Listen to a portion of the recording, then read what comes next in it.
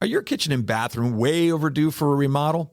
Well, I got the guy for you. Call John Sellers at First Response Contracting, 484-256-7136. Both residential and commercial services, and he's licensed and insured. Call him at 484-256-7136. First Response Contracting. Hello, this is Brad Weisman. You're listening to Real Estate and You. We're back in the studio with a really, really special guest. This guy has been a friend of mine for many, many years. And I got to tell you, if you ever thought there would be like the Trump of Berks County, this is the guy. This is the guy. And he's sitting here right next to me. Of course, I'm going to catch shit for saying the Trump thing, but that's all right. But Kevin Timochenko is here in the studio with me from Metropolitan Companies. They do development, building, and management. You are doing everything, Kevin, my friend. Welcome to the studio once again. Thank you, Brad. Yeah. Good to be here. I thought I was invited to the Joe Rogan show. Oh, you thought this was a Joe Rogan show? Oh, sorry, man. Until I got here. Yeah. No, this is a little different. There's a little different. I do have a neon sign that I'm going to be putting up back here, though, just so you know. But yeah, so welcome to the studio again. And I just wanted to jump in and say, we've known each other for a long time. Many, many years. Yeah. And I've seen the progress with your success and your growth in life. Okay. And went from Metropolitan to Metropolitan, I think management to Metropolitan Group, I believe at one point. And now it's Metropolitan Companies. You're doing so much. I mean, you're doing development, you're doing building, you're doing apartments, you're managing apartments. How did you get to this point of all of this? Luck. I mean, do you luck. sleep at all? I sleep 3 to 4 hours a night. Are you serious? Yeah. Wow. That's crazy. Yeah. Wow. That's not a lot. Okay. So then so the rest of the time you're usually just working on stuff, right?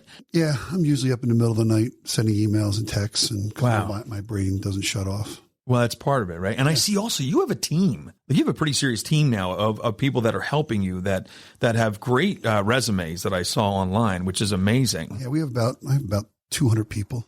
200 people. Mm-hmm.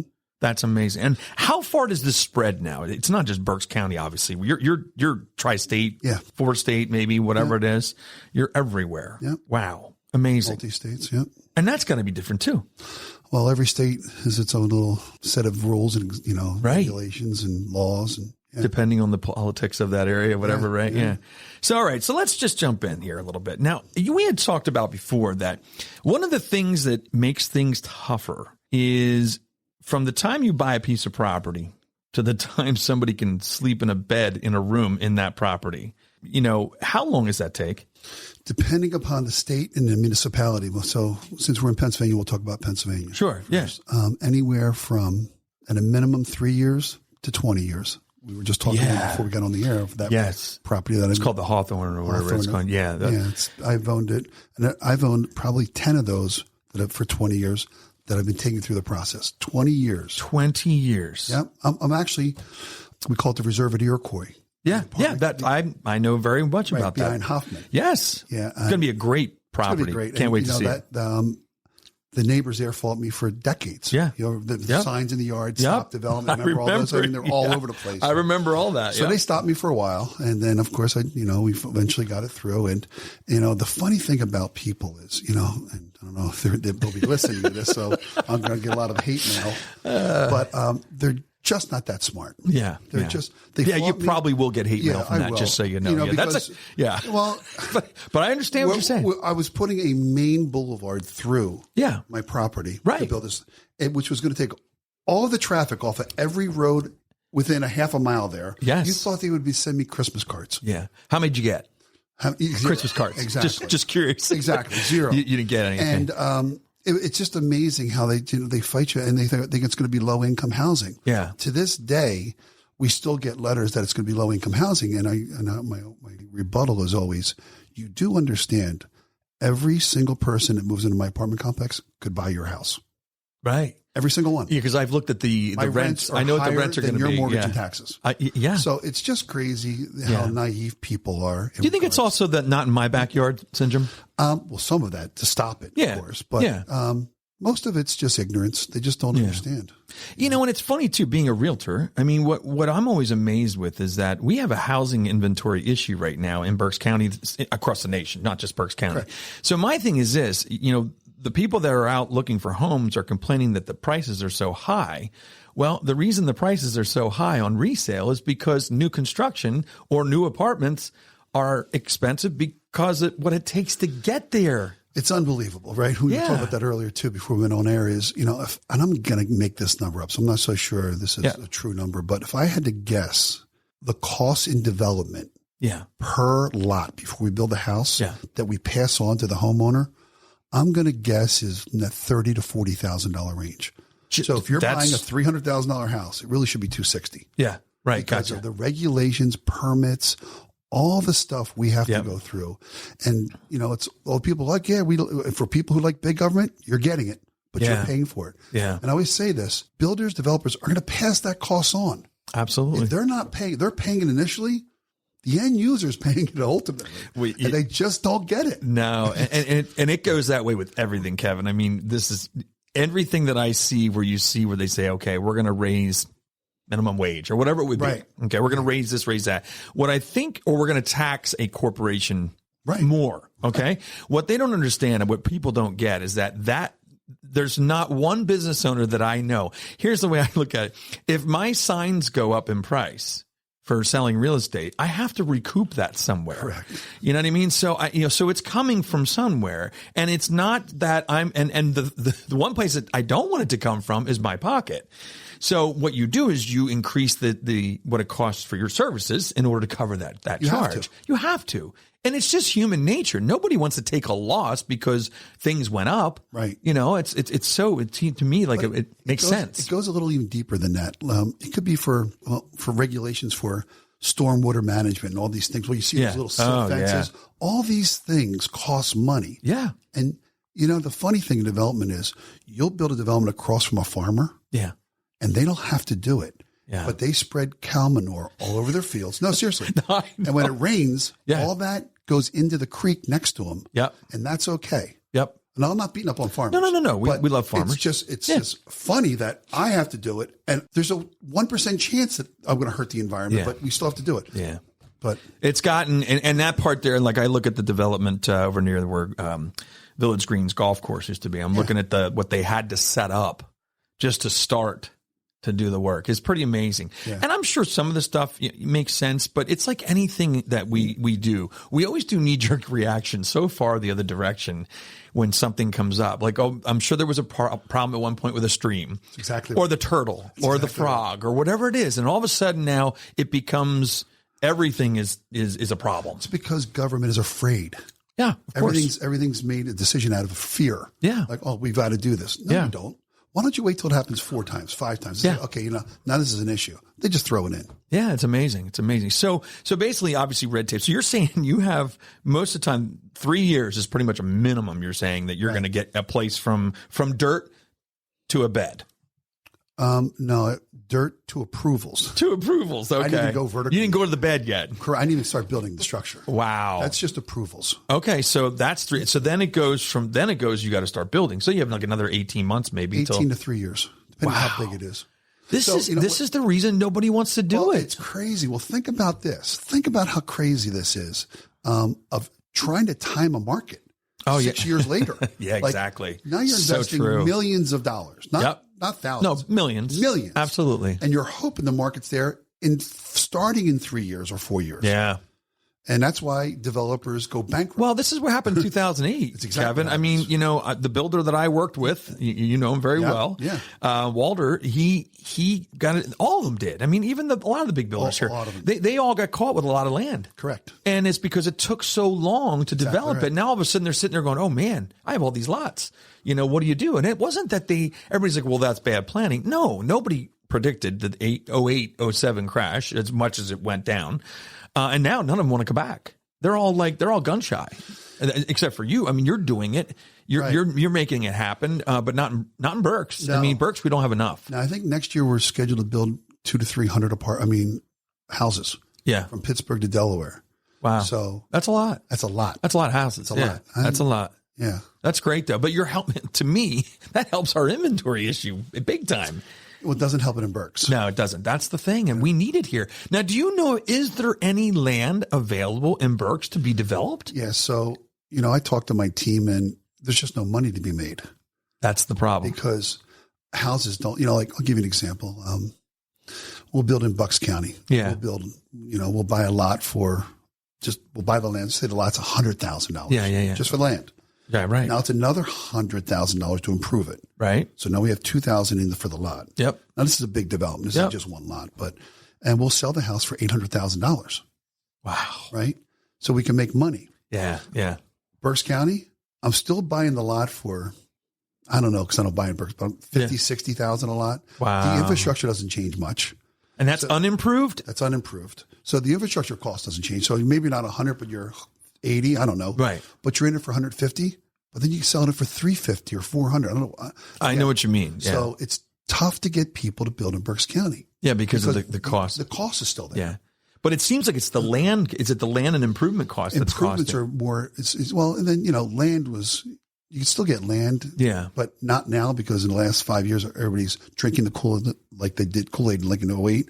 Yep. My land's worth 3 times what it was. Yep. Okay, we'll see. Yeah, right, exactly. Yeah. And a lot of it got chewed up too. And I was talking to the Chamber of Commerce, Erin was here, and she was saying that one of the things too is a lot of it's in preservation. A lot of our farmland has been preserved, and that draws the price of the land that's available. Do you think, or no? No, I don't necessarily. I love preserving land. I live here. Right. Of course. I love preserving it. It's where you're preserving it. Yeah, right. Are you preserving it over here, or are you preserving it in the middle of a commercial corridor that should be developed? Gotcha. So smart planning. Yeah. Smart growth, smart planning. But the preservationists really don't think that way. They just want to preserve everything that they can. That's my opinion. Yeah, it's an interesting opinion because I remember back in 2000 through 2005, they were preserving a lot. They were. And it was probably one of the most, from what I had heard, and pretty good sources said that we were one of the most preserved counties that there is. Yeah, we were 1 or 2 in the entire state. Yeah, that's what I've heard. Yeah. And what they were doing, Brad, is, and back in 08, because I ran into them a few times. Yeah. If there's a corridor, and I think it was 222 going towards Kutztown. Yeah. They would buy a piece of land on purpose and preserve it to stop the flow of utilities and stuff like that. So because you can't go over it. Exactly. So they were just being so anti-development that it was almost like they were antagonistic. Wow. Again, I think most people want to preserve land because of course when you live here. But we also, if we're not going to stop population growth, where are we going to go? Right. There's 2 things here. I mean, like I said, there's nothing that says we have to stop having children. So if we're not going to stop having children and we're growing at a very good pace, and also not even just, we have people coming in from other areas too that are coming here, and we need housing. I mean, it's an issue. And construction, I think, is the number 1 multiplier of the economy. Absolutely. I mean, more jobs are produced out of construction. Furniture, countertops, kitchen cabinets, everything. They say it is the number 1 thing for the economy. Exactly. Building a house. Exactly. Because everything trickles from that. And construction. Yes, and construction. Commercial and everything. I would imagine number 2's travel and leisure, but I'm pretty sure number 1's construction. Absolutely. So as much as you want to fight it, you think about your uncle, your nephew, your cousin, who work in these industries somehow or support them. Yeah. Now, is anybody approaching you for repurposing? More repurposing, either in Reading or around here. I know that obviously the knitting mills have been repurposed very well, and they're doing fine. That's because they're in Wyomissing, and that's true. But is there anybody talking about any kind of repurpose or any large level repurpose? I've been talking about repurposing in the city of Reading for 30 years. Yeah, they couldn't get out of their own way. Yeah, the government just couldn't get out of their own way. Because think about it, almost every city on the entire East Coast. Yeah. On the entire East Coast, from Maine to Florida, has been gentrified over the last 10 or 20 years. I mean, even Camden, New Jersey is on an upswing. Like Camden, Reading cannot get out of its way. And we have a river. There's so many things. So many things there. You have a symphony. You have a hockey team. There's so many things that make, I tell, my wife and I, we can't even go to Lancaster anymore. I get so pissed off.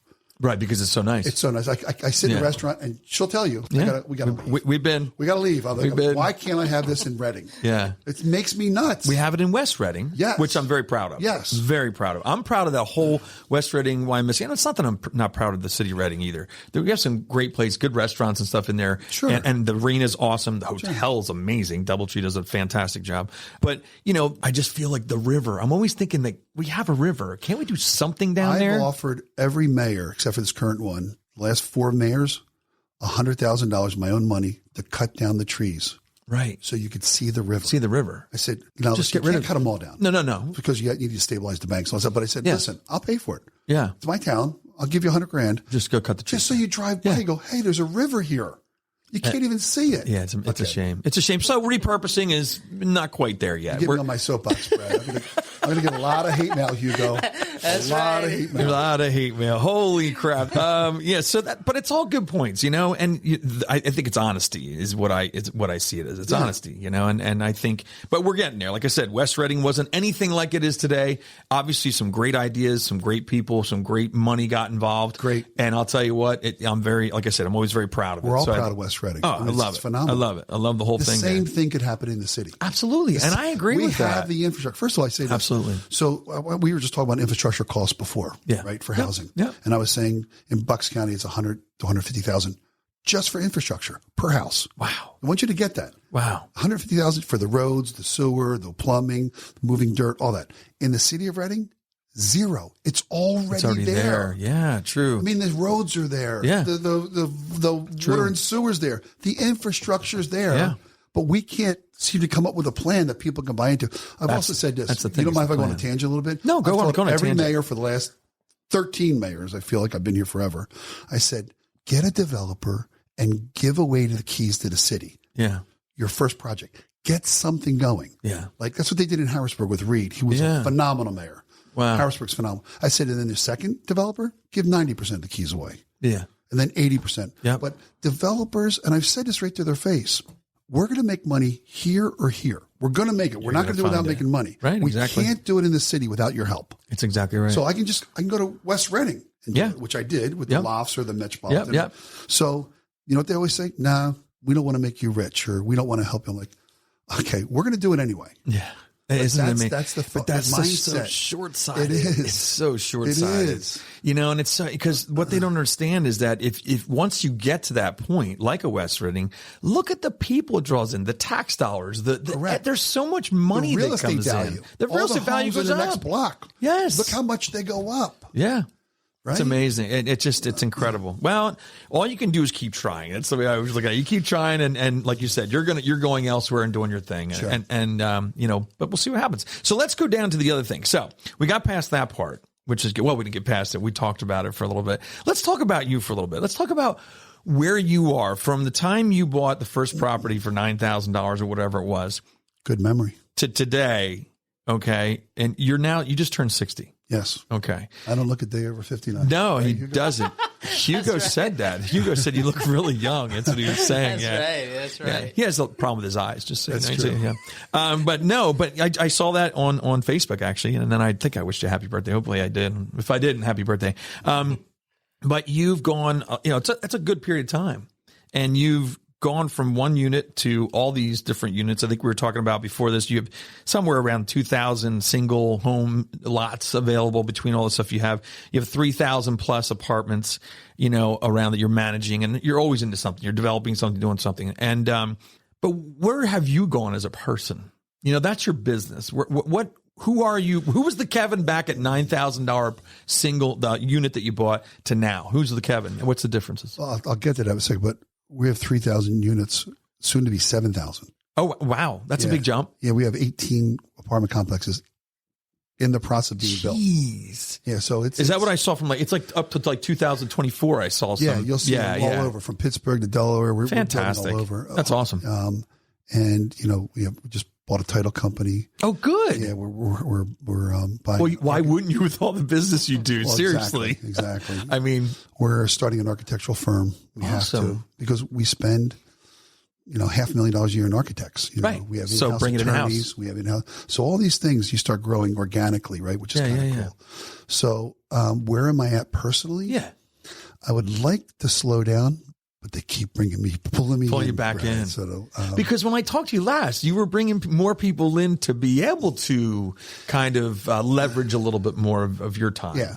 So that's happening. No, it's happening. So I brought my son into the business. Oh, that's cool. Yeah. So Matt now works for me. I might have seen that. Yes. He works with me. And that's kind of a cool thing to have your son. That's really cool. So he's working in different departments to learn the business. It takes 10 years maybe to really get it. I get it. I agree. If you're smart, 10 years. Yeah. So where am I at personally? Yeah. You're traveling more. I noticed that. Yeah. Yeah, which is cool. Right. I mean, because why not? You know what I mean? We don't live forever. It's funny, when I turned 50, I'm now 52, you do start looking at the other half of your life. And I'm not to be negative, but you do. Half? Yeah. And you start thinking, wow, that last 20 went really quick. I'm thinking, hope the next 20 don't go that fast, because that gets you up further in age, Right, you know? right. So, and not that we're going anywhere, but you know, it's just, you start really kind of reflecting on those things. Do you do that or no? I wish I had time to do that more. Reflecting. Yeah. Yeah. Stay with us. We'll be right back.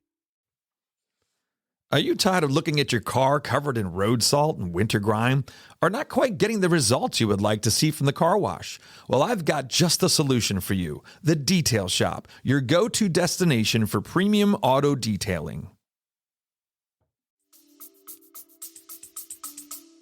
So, you know, I have 6 children. Yeah. And Awesome kids. 3 of them are in college. Yep. Thank you. Yep. And, you know, life's just so fast paced. I think for most people. It is. Not just It me, is. Yep. I think you just It's all hold relative. on. Yeah. You know, so, you know, and a lot of people say this, but I'm extremely family oriented. Yes, We you do are. a lot of family events. Yep. And takes up most of my time. Yeah. Yeah. So, you know, people say, well, why don't you buy a house here or buy a house here? And I go, I'll probably never buy another house ever again in my life. Well, as you know, I rent right now. Yeah, I know. You have an apartment. Right. So I've been there. Believe me. It's a really nice apartment.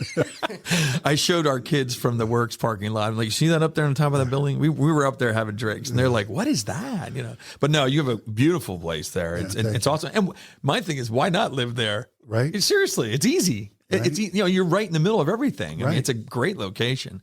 So, so is there anything beyond real estate that you would say, this is next for me? Or I see in 5 years, I want to be doing this. Is there anything else that you think, you know, whether it's get your pilot's license, you know, start sailing or basket weaving? I mean, I don't know. Is there anything else that you see yourself doing in the future? it's a great question. I'm embarrassed to say I'm one dimensional. This is where the show gets really boring. Exactly. Right. So yeah, would I like to do other things? Yeah. You know, I had fantasies about coaching basketball because I'd love that. And you're very good at that. I think so. But Yeah. I'm just myopic. I'm just single focused on. But the what I traveling do. does it for you, though. Yeah, I Obviously. travel a lot. Yeah. You know, I take a lot of time off. Because you were just in Italy. We were talking about that. Yeah. You were there for like a month. And, Yeah. and that's got to be, that's an amazing thing to be able to do that. Yeah. You know, there's not many people can do that, but that must be awesome, you know, to be able to, and your kids were there too, I right? bring the family over Yeah. for 10 days. Awesome. Now, what's the, out of all the deals that you've done, what's your favorite? Is it still the one over the Why Missing Apartments? Is that still your favorite? Probably. Yeah. That's the one you got. Was it 2.3 million? You got it later for 1.3 or something like that. Good memory. Yeah. I kind of what was that deal about? Tell me, why is it funny? Why is it your favorite? Hugo's great. Yeah. Hugo. I want to hear the story. Okay. Tell the story because it's a great. I told it the last podcast. It doesn't matter. It's a great story. You have to hear the story. Go ahead. Tell it again. An attendant came into my office one day and he goes, do you have an apartment? I said, why? He goes, I'm getting thrown out of Brookline Manor Apartments. I said, why are you being thrown out? He said, because the federal government's taking it over. And of course, bells are going off in my head. Why is the federal government taking over? Did a little more research. They were being foreclosed on, the owners. They had a HUD loan. So I worked with them. I was going to buy it for $2.3 million. And the last 11th hour, they came and said, we found some more taxes that you have to make us whole on. They were like $300,000 or $400,000. I said, screw you. I'm not doing it. Yeah. So they took it back.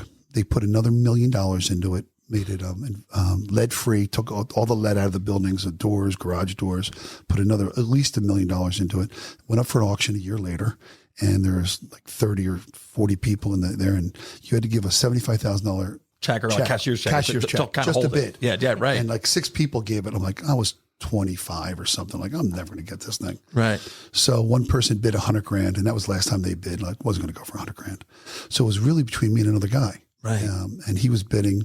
He went to 800. I went 825. He went $1 million. I won $1,025,000. He went 1.3. More of those, but he went 1.3. I went 1.325. I was going.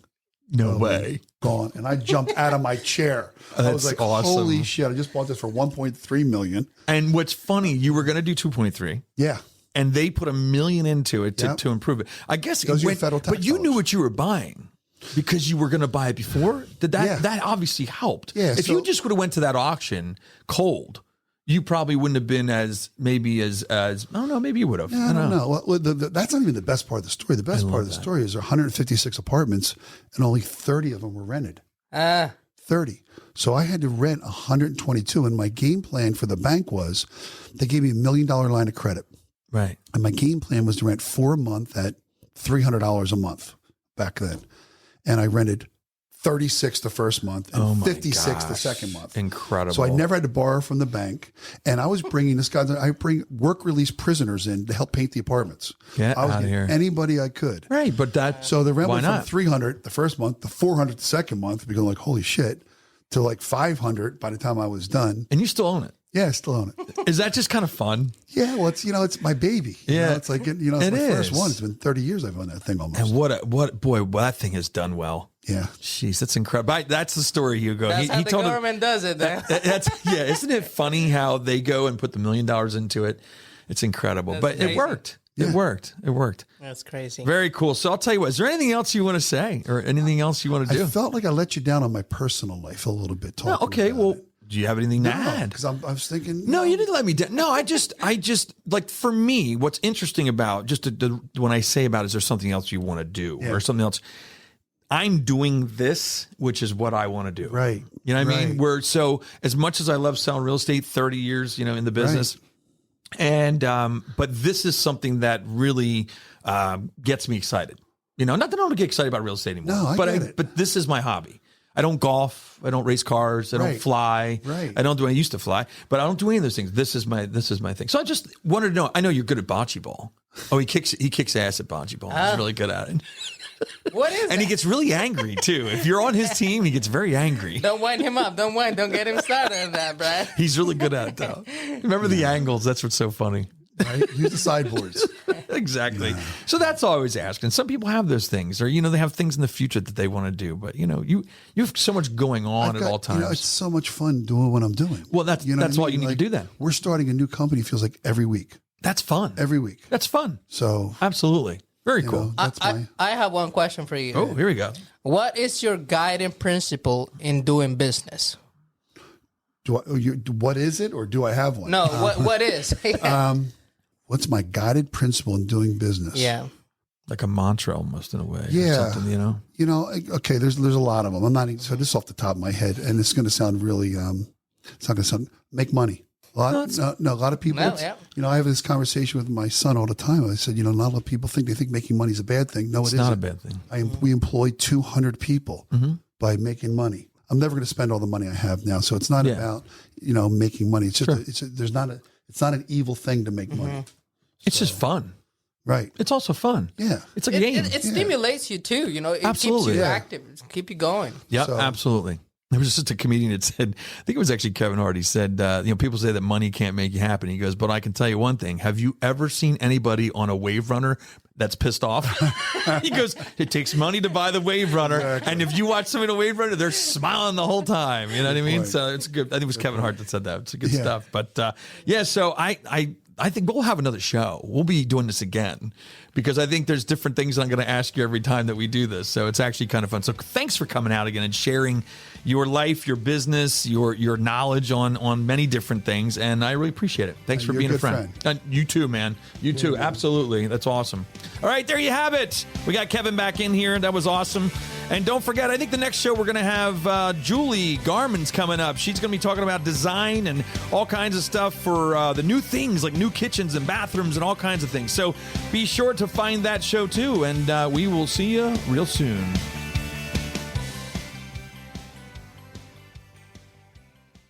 Are your kitchen and bathroom remodels a little overdue? Well, now's your chance to call First Response Contracting. John Sellers will take care of you. 484-256-7136. They do residential and commercial, and they're licensed and insured. Give them a call at 484-256-7136.